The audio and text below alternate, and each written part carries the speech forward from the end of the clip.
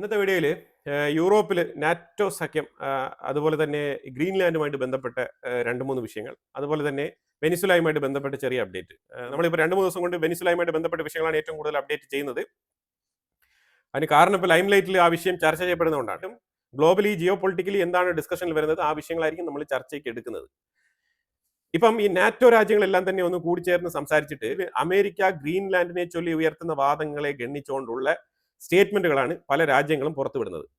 അപ്പം ഇതിൽ ഒന്നാമത്തെ കാര്യം മനസ്സിലാക്കേണ്ടത് പറഞ്ഞാൽ ഈ ഗ്രീൻലാൻഡുമായിട്ട് ബന്ധപ്പെട്ട വിഷയത്തിൽ അമേരിക്ക എടുത്തിരിക്കുന്ന നിലപാട് ഡെൻമാർക്കിനെ ചൊടിപ്പിച്ചിട്ടുണ്ട്. അതുപോലെ തന്നെ യൂറോപ്യൻ രാജ്യങ്ങളെല്ലാം തന്നെ അവരുടെ അവകാശത്തിന് മേലുള്ള ഒരു കടന്നുകയറ്റമായിട്ട് തന്നെയാണ് ഇതിനെ വിലയിരുത്തുന്നത്. ആരും തന്നെ അമേരിക്കയെ എതിർത്ത് സംസാരിക്കാൻ തയ്യാറല്ല. കാരണം പല രാജ്യങ്ങൾക്കും ഇൻഡിവിജ്വൽ ആയിട്ട് അമേരിക്കയുമായിട്ട് വേറെ വേറെ ബിസിനസ്സുകളുണ്ട്. അപ്പൊ അതുകൊണ്ട് തന്നെ അവർക്ക് ഈ ബിസിനസ്സുകളെല്ലാം നഷ്ടപ്പെടുത്താനുള്ള താല്പര്യക്കുറവുണ്ട്. അപ്പോൾ അതുകൊണ്ട് നമുക്ക് ഒറ്റനോട്ടത്തിൽ മനസ്സിലാക്കാൻ പറ്റുന്നത് ഗ്രീൻലാൻഡിനെ വളരെ എളുപ്പത്തിൽ തന്നെ അമേരിക്കയ്ക്ക് കൈക്കലാക്കാൻ കഴിയുമെന്ന് തന്നെയാണ് മനസ്സിലാക്കാൻ പറ്റുന്നത്. ഇതിന് വേറെ ആരും തീരുമാനം എടുക്കേണ്ട, ഗ്രീൻലാൻഡിലുള്ള ജനങ്ങളാണ് തീരുമാനം എടുക്കേണ്ടത്. ഏതാണ്ട് 15 പേജുള്ള ഒരു എഗ്രിമെന്റ് റെഡിയാക്കി വെച്ചിരിക്കുകയാണ് ഡൊണാൾഡ് ട്രംപിന്റെ അഡ്മിനിസ്ട്രേഷൻ ഓഫീസ്. അപ്പൊ ഇതിലെ 3 പേരെ ചുമതലപ്പെടുത്തിയിട്ടുണ്ട്. അതിലൊന്ന് Marco Rubio, 2 Stephen Miller, 3 Peter Hegseth അമേരിക്കയുടെ ഡിഫൻസ് മിനിസ്റ്ററാണ്. അപ്പം ഇവരെല്ലാവരും കൂടി ചേർന്നുണ്ട്. ഈ 3 പേരും വേണം ഈ ഗ്രീൻലാൻഡുമായിട്ട് ബന്ധപ്പെട്ട വിഷയത്തിൽ ഇനി അങ്ങോട്ടുള്ള കാര്യങ്ങൾ തീരുമാനിക്കാൻ. അതേപോലെ ഇവർക്ക് വേറൊരു ചുമതലയും കൊടുത്തിട്ടുണ്ട്, വെനിസുലയുടെ ചുമതലയും ഇപ്പൊ ഇവർക്കാണ്. അതായത് Marco Rubio president of Venezuela, പുതിയ പ്രസിഡന്റ്. അതുപോലെ തന്നെ സ്റ്റീഫൻ മില്ലർ, അത് കഴിഞ്ഞാൽ പീറ്റർ ഹെഗ്സത്ത്, ഇവരൊക്കെ തന്നെയായിരിക്കും ഈ വെനിസുലയുടെ സെക്യൂരിറ്റിയും കാര്യങ്ങളൊക്കെ ഇനി നോക്കുന്നത്. അപ്പൊ ഇത് സെക്യൂരിറ്റിയും കാര്യങ്ങളൊക്കെ നോക്കണം എന്ന് പറഞ്ഞ് വെനിസുലയുടെ കാര്യം പറയാനുള്ള വിഷയം എന്താണെന്ന് പറഞ്ഞാൽ വെനിസുലയുടെ ഉള്ളിൽ നിന്നും ഇപ്പോഴും എണ്ണ കച്ചവടം നടക്കുന്നുണ്ട്. ആ വിഷയം ട്രംപിനെ വല്ലാതെ ചൊടിപ്പിച്ചിട്ടുണ്ട്. അപ്പം ഈ ഗ്രീൻലാൻഡുമായിട്ട് ബന്ധപ്പെട്ട വിഷയത്തിൽ Italy, Spain, France, Germany, UK, Denmark, Poland, ഇത്രയും രാജ്യങ്ങൾ ശരിക്കും ട്രംപിന് ഒരു കത്തയക്കുകയാണ്. ഗ്രീൻലാൻഡിനെ നിങ്ങൾ എടുക്കരുത് സാർ, അത് ശരിക്കും പറഞ്ഞാൽ ഞങ്ങളുടെ ടെറിട്ടോറിയൽ ഇന്റഗ്രിറ്റിയെ ചോദ്യം ചെയ്യുന്നത് പോലെ ഉണ്ട്. അപ്പൊ അതുകൊണ്ട് തീർച്ചയായിട്ടും നമ്മൾ നാറ്റോ രാജ്യങ്ങളാണ്, ഏതാണ്ട് 80 വർഷത്തെ റിലേഷൻഷിപ്പാണ് നിങ്ങൾ ഒറ്റ ദിവസം കൊണ്ട് ബീട്രേ ചെയ്യാൻ തീരുമാനിച്ചിരിക്കുന്നത്. ഇത് ശരിയായ നടപടിയല്ല, നിങ്ങൾ ഇതിൽ നിന്നും പിൻവാങ്ങണം എന്നുള്ള ഒരു റിക്വസ്റ്റ് ലെറ്റർ ട്രംപിന് അയച്ചിരിക്കുകയാണ്. ഒന്ന് ആലോചിക്കണേ, ദയനീയ അവസ്ഥയാണ് ശരിക്കും പറഞ്ഞാൽ. ട്രംപ് ആണെങ്കിൽ ഞാൻ പറഞ്ഞല്ലോ ഒരു 15 പേജ് എഗ്രിമെന്റ് തയ്യാറാക്കി സ്റ്റേറ്റ് സെക്രട്ടറി ഏൽപ്പിച്ചിരിക്കുകയാണ്. എന്തുകൊണ്ടാണെന്ന് പറഞ്ഞാൽ ഇത് ഗ്രീൻലാൻഡിന്റെ ജനങ്ങളുമായിട്ട് ഡിസ്കസ് ചെയ്യുക. ഗ്രീൻലാൻഡിന് കൊടുക്കുന്ന ഓഫറാണ്, അവരുടെ ലൈഫിൽ തന്നെ കിട്ടാമെന്ന് വെച്ചിട്ട് ഏറ്റവും ബെസ്റ്റ് ഓഫറാണ്. അത് ടോപ്പ് മോസ്റ്റ് രാജ്യവുമായിട്ട് ചേർന്ന് നിൽക്കാനുള്ള ഒരു അവസരം, നമ്പർ 1. പിന്നെ നിങ്ങളുടെ ലിവിങ് സ്റ്റാൻഡേർഡ് ഞാൻ ഉയർത്തും എന്ന് പറഞ്ഞിട്ടുണ്ട്. അമേരിക്കയുടെ ഉള്ളിലേക്ക് നിങ്ങൾക്ക് യാതൊരുവിധ ഉപാധികളും ഇല്ലാണ്ട് നിങ്ങൾക്ക് ഏത് സമയത്തും വരാൻ പോവാം. You are like American citizen. ഇനി എന്ത് വേണം? അമേരിക്കൻ സിറ്റിസൺസിന് കിട്ടുന്ന എല്ലാ ഫെസിലിറ്റീസും നിങ്ങൾക്ക് തരും. ഇതിൽ കൂടുതൽ എന്താണ് വേണ്ടത് എന്നുള്ള രീതിയിൽ ഒരു ചോദ്യം ഉന്നയിക്കുന്നുണ്ട് ട്രംപ്. എന്നിട്ട് ഗ്രീൻലാൻഡിനെ ഞങ്ങൾ ഡെൻമാർക്കിന്റെ ഒരു രീതിയിലുള്ള സമ്മതപത്രവും ആവശ്യമില്ല എന്നുള്ളതാണ് അമേരിക്കയുടെ നിലപാട്. അതായത് ഡെൻമാർക്കിനെ നിരുപാധികം അങ്ങ് തള്ളിക്കളഞ്ഞിട്ട് ഗ്രീൻലാൻഡ് തീരുമാനിച്ചാൽ മതി എന്നുള്ളൊരു തീരുമാനത്തിൽ എത്തിയിരിക്കുകയാണ് അമേരിക്ക. ഇപ്പം അതാണ് അമേരിക്കയുടെ നിലപാട്. ഗ്രീൻലാൻഡിനെ എടുത്തേ മതിയാവൂ എന്നുള്ള അവസ്ഥയിൽ മുന്നോട്ട് പോവാണ്. ഇനിയിപ്പോൾ കാനഡ ഇതും കണ്ടുകൊണ്ട് ഇങ്ങനെ കണ്ണു മിഴിച്ചിരിക്കുകയാണ്. അതാണ് ഇപ്പോൾ അവസ്ഥ. കാരണം കാനഡയും പറഞ്ഞിട്ടുണ്ടായിരുന്നു കാനഡ എടുക്കുന്നു. അതായത് കാനഡ എടുത്തു കഴിഞ്ഞാൽ അമേരിക്ക എത്രമാത്രം വലിപ്പം വെക്കുന്നു എന്നുള്ളത് നിങ്ങൾക്ക് ഇമാജിൻ ചെയ്യാൻ പറ്റില്ല. അതാണ് മനസ്സിലാക്കേണ്ടത്. അങ്ങോട്ട് അലാസ്ക വരെ ഗ്രീൻലാൻഡ് ത്രൂ നിലവിലത്തെ യുണൈറ്റഡ് സ്റ്റേറ്റ്സ്, അത് കഴിഞ്ഞാൽ ഈ കാനഡയും കൂടി അമേരിക്ക ആയിട്ട് മാറുന്നുവെങ്കിൽ അത് കഴിഞ്ഞിട്ട് അങ്ങ് അലാസ്ക വരെയുള്ള കംപ്ലീറ്റ് ഏരിയ, വലിയൊരു ഏരിയ അമേരിക്കയായിട്ട് മാറുകയാണ്. ഇതാണ് ട്രംപ് ലക്ഷ്യമിടുന്നത്. ലാൻഡ് ഒക്കുപ്പേഷൻ, അത് ഇല്ലീഗൽ ആണെങ്കിൽ അങ്ങനെ, ലീഗൽ ആണെങ്കിൽ ആ വഴിക്ക്. ഇതാണ് ട്രംപിന്റെ ലക്ഷ്യം. എനിവേ ഇത് എന്താവും എന്നുള്ളത് നമുക്കറിയില്ല. എന്തായാലും ഒരു അൺസർട്ടനിറ്റി എപ്പോഴും നിലനിൽക്കും എന്നുള്ളതാണ് മനസ്സിലാക്കാൻ പറ്റുന്നത്. ട്രംപ് ഭരിക്കുന്ന ഇനി ഒരു 3 വർഷം കൂടി, അല്ലെങ്കിൽ ഇനിയിപ്പോൾ അടുത്തും റിപ്പബ്ലിക്കൻ ഗവൺമെന്റ് ആണ് വരുന്നത് എങ്കിൽ JD വാൻസിന്റെ വീട് ഇന്നലെ ആക്രമിക്കപ്പെട്ടു. ആരാണ് ആക്രമിച്ചത് അതിനെക്കുറിച്ചുള്ള ഇൻവെസ്റ്റിഗേഷൻസ് ഒക്കെ നടക്കുകയാണ്. അതൊരു സൈഡിൽ. അപ്പം JD വാൻസ് ആയിരിക്കും അടുത്ത് ഇനി റിപ്പബ്ലിക്കൻ പാർട്ടി വിജയിക്കുന്നെങ്കിൽ പ്രസിഡന്റ് സ്ഥാനത്തേക്ക് വരാൻ പോകുന്നത്. അപ്പൊ തീർച്ചയായിട്ടും ട്രംപിന്റെ പോളിസികൾ, ഈ റിപ്പബ്ലിക്കൻ നയങ്ങൾ ഇതേപോലെ തുടരാനുള്ള സാധ്യതയുണ്ട്. അപ്പൊ അങ്ങനെ ഒരു പോസിബിലിറ്റീസും ഇവിടെ ഉണ്ട് എന്നുള്ളതാണ് നമ്മൾ മനസ്സിലാക്കേണ്ടത്. From a national security situation. People really don't even know if Denmark has any legal right to it. But if they do, they should give it up because we need it for national security. That's for the free world. And if you choose, we welcome you into the United States of America. We need Greenland for national security and even international security. And I think we're going to get it. One way or the other, we're going to get it. Our message to Denmark is very simple. You have not done a good job by the people of Greenland. You have underinvested in the people of Greenland, and you have underinvested in the security architecture of this incredible, beautiful landmass filled with incredible people. We have to have Greenland. It's not a question of, do you think we can do without it? We can. We need Greenland for national security.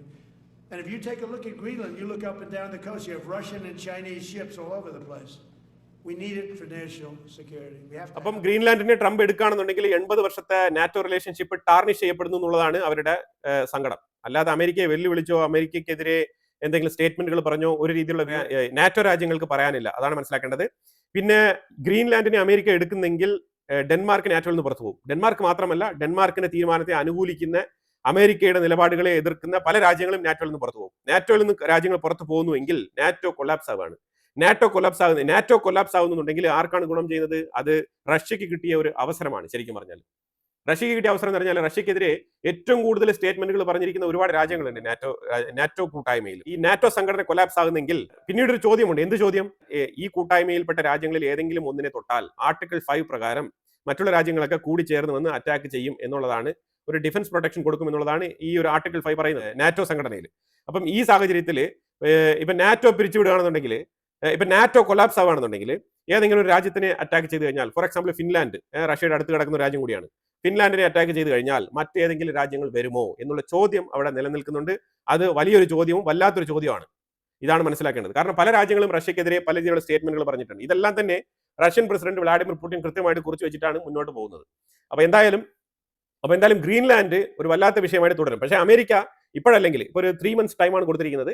ഈ 3 മാസം അല്ലെങ്കിൽ 3 വർഷത്തിനുള്ളിലെങ്കിലും ഗ്രീൻലാൻഡുമായിട്ട് ബന്ധപ്പെട്ട വിഷയത്തിൽ America ഏതെങ്കിലും ഒരു പോയിന്റിൽ വളരെ നിർണായകമായിട്ടുള്ള ഒരു ഡിസിഷൻ എടുത്തിരിക്കും. അങ്ങനെ തന്നെയാണ് മനസ്സിലാക്കാൻ പറ്റുന്നത്. ആയത്തുള്ള ഖമനേയി ഇറാനിൽ നടക്കുന്ന ഈ പ്രതിഷേധങ്ങളെ കുറിച്ച് ഒരു സ്റ്റേറ്റ്മെന്റ് പറഞ്ഞിട്ടുണ്ട്. ഈ സ്റ്റേറ്റ്മെന്റ് വേറെ ഒന്നുമില്ല, ഇപ്പൊ ഡൈവേർട്ട് ചെയ്യാൻ ശ്രമിക്കുകയാണ്. അതായത് നമ്മളുടെ എനിമി കഴിഞ്ഞ തവണ 12 ദിവസത്തെ യുദ്ധം നടത്തിയിട്ട് നമ്മളുടെ കാല് പിടിച്ചിട്ട് യുദ്ധം അവസാനിപ്പിക്കാൻ വേണ്ടിയിട്ട് റിക്വസ്റ്റ് ചെയ്ത് യുദ്ധം നിർത്തിപ്പിച്ച സാഹചര്യത്തിൽ ഇങ്ങനെ അവര് ഒളി യുദ്ധങ്ങൾ തുടരുന്നത് ശരിയല്ല എന്നുള്ള രീതിയിൽ ഇസ്രായേലിനെതിരെ തന്നെയാണ് ഈ ഒരു സ്റ്റേറ്റ്മെന്റ് പറഞ്ഞിരിക്കുന്നത്. പക്ഷേ ഇതിലൊരു കാര്യം മനസ്സിലാക്കേണ്ടതുണ്ട്. ഇസ്രായേലും ഇറാനും തമ്മിലുള്ള 12 ദിവസത്തെ യുദ്ധത്തിൽ എങ്ങനെയാണ് യുദ്ധം അവസാനിച്ചത് എന്നുള്ളത് നമ്മൾ എല്ലാവരും തന്നെ വളരെ പബ്ലിക്കായിട്ട് തന്നെ കണ്ട വിഷയമാണ്. ട്രംപ് യൂറോപ്പ് സന്ദർശിക്കാൻ പോകുന്നതിന് തൊട്ട് മുമ്പ് ചോഫറിൽ കയറുന്നതിന്റെ തൊട്ട് മുന്നേ ഇസ്രായേലിനെ തെറി വിളിച്ചുകൊണ്ടാണ് യുദ്ധം അവസാനിപ്പിക്കണം, ഇറാന്റെ മേലിൽ ആക്രമണങ്ങൾ നടത്തരുത് എന്ന് നെതന്യാഹുവിനെ കർശനമായ ഭാഷയിൽ വിമർശിച്ചുകൊണ്ടാണ് യുദ്ധം അവസാനിപ്പിച്ചത്. ഇസ്രായേലിന്റെ എയർഫോഴ്സ് ഇറാന്റെ മേളിൽ ആക്രമണം നടത്താൻ വേണ്ടി പൊയ്ക്കൊണ്ടിരുന്ന സാഹചര്യത്തിൽ ആ ഫ്ലൈറ്റുകളെല്ലാം തന്നെ പിൻവലിക്കാൻ വേണ്ടിയിട്ടുള്ള ഒരു ഉത്തരവ് നെതന്യാഹു ഇറക്കുന്നത് ട്രംപിന്റെ ഒരു സ്റ്റേറ്റ്മെന്റിനെ തുടർന്നാണ്. കാര്യങ്ങൾ ഇങ്ങനെയാണ് യുദ്ധം അവസാനിച്ചത് എന്നുള്ളത് ഗ്ലോബലി കൺഫേം ആയ വിഷയമാണ്. ഇനിയിപ്പം രണ്ടു കൂട്ടരും ഞങ്ങൾ വിജയിച്ചു എന്ന് പറയുന്നെങ്കിൽ നിങ്ങൾ പിന്നെ ഒന്നേന്ന് തുടങ്ങേണ്ടി വരും. എന്നാലേ നമുക്ക് മനസ്സിലാക്കാൻ പറ്റൂ ആരാണ് വിജയിച്ചെന്നുള്ളത്. കാരണം എല്ലാവരും ഇസ്രായേലും വിജയിച്ചു, ഇറാനും വിജയിച്ചു. ഇറാൻ ഫുൾ ടൈം ഞങ്ങൾ വിജയിച്ചു എന്നാണ് പറയുന്നത്. ഇപ്പോഴും പാകിസ്ഥാനും എല്ലായ്പ്പോഴും ഞങ്ങൾ വിജയിച്ചു എന്നുള്ള സ്റ്റേറ്റ്മെന്റ് ആണ് പറയുന്നത്. ഇതേ ഇവരുടെ ഒരു തന്ത്രമാണ്, അല്ലാതെ ഇതിനകത്ത് വേറെ ഒന്നുമില്ല. പാകിസ്ഥാനൊക്കെ ആവർത്തിച്ച് സോഷ്യൽ മീഡിയയിൽ കുത്തിയിരുന്ന് പോസ്റ്റ് ഇട്ട് അവർ വിജയിക്കും. അവിടെ പാകിസ്ഥാന്റെ ഉള്ളിൽ കുറെ എയർബേസുകളൊക്കെ അടിച്ച് നമ്മൾ പൊട്ടിച്ചെങ്കിലും അവര് സോഷ്യൽ മീഡിയയിൽ വിജയിച്ചിട്ടുണ്ട്. അതാണ് അവരുടെ കഴിവ്. ഇങ്ങനത്തെ കഴിവുകൾ ഇറാനും ഉണ്ട് എന്നുള്ളതാണ് നമ്മൾ മനസ്സിലാക്കേണ്ടത്. ഇറാനെ നമ്മൾ പാകിസ്ഥാനുമായിട്ട് കമ്പയർ ചെയ്യേണ്ട ആവശ്യമില്ല. മിഡിൽ ഈസ്റ്റ് വെച്ചിട്ട് നമ്മൾ നോക്കുമ്പോഴത്തേക്ക് മിഡിൽ ഈസ്റ്റിലുള്ള മറ്റു പല രാജ്യങ്ങളെ വെച്ചിട്ട് നമ്മൾ കമ്പയർ ചെയ്ത് നോക്കിക്കഴിഞ്ഞാൽ ഇറാൻ ബെറ്റർ പൊസിഷനിലാണ്.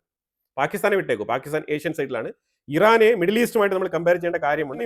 അതിന്റെ ഒരു ഫംഗ്ഷനിങ് എന്ന് പറയുന്നത് ഈ യുദ്ധവുമായിട്ട് ബന്ധപ്പെട്ട് ആ ഒരു ജിയോ പൊളിറ്റിക്സിൽ അവർ മിങ്കിൾഡ് ആയി കിടക്കുന്നത് മിഡിൽ ഈസ്റ്റിലാണ്.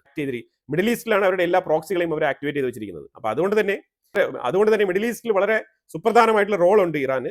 അമേരിക്ക ഈ ഇറാന്റെ ഉള്ളിൽ നടക്കുന്ന പ്രതിഷേധങ്ങളെ അനുകൂലിച്ച് IRGC ഭരണകൂടം ഒരിക്കലും ഈ പ്രതിഷേധകർക്കെതിരെ വെടിയുതിർക്കരുത്, അങ്ങനെയാണെങ്കിൽ ഞാൻ ഇറങ്ങും എന്നുള്ള രീതിയിൽ സ്റ്റേറ്റ്മെന്റ് ഒക്കെ പുറപ്പെടുവിച്ചെങ്കിലും അമേരിക്കയുമായിട്ട് ബന്ധപ്പെട്ട ഒരു ഫൈറ്റർ ജെറ്റുകളോ അല്ലെങ്കിൽ അവരുടെ ട്രൂപ്പോ സേനയോ ഒന്നും തന്നെ മിഡിൽ ഈസ്റ്റ് ഭാഗത്തേക്ക് ലേറ്റസ്റ്റ് ആയിട്ട് പുതിയ മൂവ് നടത്തിയിട്ടില്ല. അപ്പൊ അതുകൊണ്ട് തന്നെ ഉടനെ എങ്ങും അമേരിക്ക ഇറാനുമായിട്ട് ബന്ധപ്പെട്ട വിഷയത്തിൽ എടുത്ത് ചാടാൻ സാധ്യതയില്ല എന്നുള്ളതാണ് മനസ്സിലാക്കാൻ പറ്റുന്നത്. കാരണം ഇതുവരെ അവരുമായിട്ട് ബന്ധപ്പെട്ട ഒരു ട്രൂപ്പിന്റെ മൂവ്മെന്റ്സ് ഒന്നും നടത്തിയിട്ടില്ല ഇതുവരെ. അപ്പൊ അതുകൊണ്ട് നമുക്ക് ആ വിഷയത്തിൽ കുറച്ച് ടൈം എടുക്കും. ഈ ഡയലോഗ്സ് ഒക്കെ ജസ്റ്റ് വെർബൽ അട്രോസിറ്റീസ് മാത്രമാണ്. അങ്ങനെ കരുതിയാൽ മതി. അതിൽ കൂടുതൽ അമേരിക്ക ഇതിനകത്ത് ഇൻവോൾവ് ആകുമെന്ന് തോന്നുന്നില്ല. അതായത് ഈ ഒരു മൊമെന്റിൽ ഇസ്രായേലിന്റെ ഫോറിൻ മിനിസ്റ്റർ സൊമാലിലാൻഡിൽ എത്തിയിട്ടുണ്ട്. ഊഷ്മളമായ സ്വീകരണമാണ് അവിടെ കൊടുത്തത്.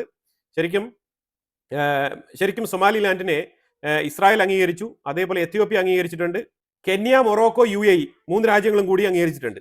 ഇനി വൈകാതെ തന്നെ ഇന്ത്യ സൊമാലിലാൻഡിനെ അംഗീകരിക്കുമെന്നുള്ള വാർത്തകളും വരുന്നുണ്ട്. ഇന്ത്യയുടെ ഫോറിൻ മിനിസ്ട്രി ഇതുമായിട്ട് ബന്ധപ്പെട്ട തീരുമാനങ്ങൾ എടുക്കുന്നതായിട്ടാണ് മനസ്സിലാക്കാൻ പറ്റുന്നത്. ഇറാന്റെ റെജീം ചേഞ്ചുമായിട്ട് ബന്ധപ്പെട്ട വിഷയത്തിൽ ഖത്തർ മീഡിയേഷൻ ഇറങ്ങിയിട്ടുണ്ട്. അമേരിക്കയുമായിട്ട് സംസാരിച്ചിട്ട് എങ്ങനെയെങ്കിലും ഈ IRGC ഭരണകൂടത്തിനെ അവിടെ ഒന്ന് സ്റ്റേബിൾ ആയിട്ട് നിർത്താൻ വേണ്ടിയിട്ട് അമേരിക്കയുടെ ഒരു സപ്പോർട്ട് വേണം എന്നുള്ള നിലയിൽ ഇറാന് വേണ്ടിയിട്ട് ഖത്തർ മീഡിയേഷനിലേക്ക് ഇറങ്ങിയിട്ടുണ്ടെന്നുള്ള വാർത്തയാണ് നമുക്ക് വായിക്കാൻ കഴിയുന്നത്. അതുപോലെ റഷ്യ ഉക്രൈനുമായിട്ട് ബന്ധപ്പെട്ട വിഷയത്തിൽ ഉക്രൈൻ റഷ്യക്കുള്ളിൽ ലിപ്സ്റ്റെക് എന്ന് പറഞ്ഞ ആ ഒരു ഏരിയയിൽ പ്രവർത്തിക്കുന്ന ഓയിൽ റിഫൈനറിക്ക് മേലിൽ ഒരു അറ്റാക്ക്, കനത്ത ആക്രമണം ഉക്രൈനാണ് ഇത് നടത്തിയിരിക്കുന്നത്. ഇതിന്റെ ആക്രമണ വിവരങ്ങൾ ഇതുവരെ പുറത്തു വന്നിട്ടില്ല. ലേറ്റസ്റ്റ് ആയിട്ട് ഉക്രൈൻ റഷ്യക്കുള്ളിൽ നടത്തിയിരിക്കുന്ന ഒരു അറ്റാക്കാണിത്. തീർച്ചയായിട്ടും തിരിച്ചടി ഉടനെ തന്നെ പ്രതീക്ഷിക്കാം.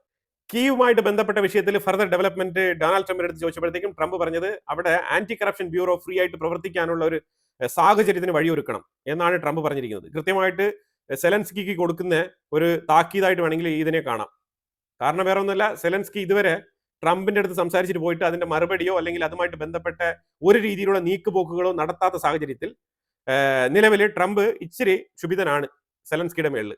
റഷ്യയെ അനുകൂലിക്കുന്നില്ലെങ്കിലും ഉക്രൈനെ കൃത്യമായിട്ട് താക്കീത് ചെയ്ത് നിർത്തുന്നുണ്ട് ട്രംപ്. അതായത് ഈ യുദ്ധം അവസാനിപ്പിക്കണം എന്നുള്ളത് തന്നെയാണ് അമേരിക്കയുടെ താല്പര്യം.